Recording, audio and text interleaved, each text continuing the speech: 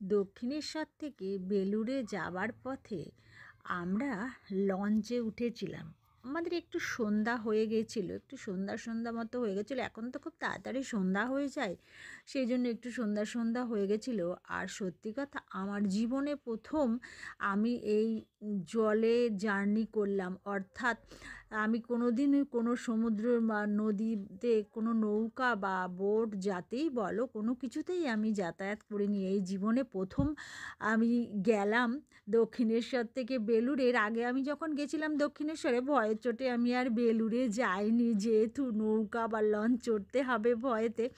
তো আমি সাহস করে গেলাম। আমার একটা কথার খুব সিনেমার কথা মনে পড়ছিল, ইশকে যখন অজয় দেবগন আর আমির খান ওপর থেকে রাম রাম রাম রাম রাম রাম রাম করে নিচ দেখছে আর করছে, আমার সেরকমই ঠিক মনে হচ্ছিল জলের জার্নিতে। মনে হচ্ছিল যদি ডুবে যায়, যদি ডুবে যায়। সবাই মিলে আমাকে বলল যে কিছু হবে না, চলো না। তাই জন্য আমি ওদের সঙ্গে চলে গেলাম।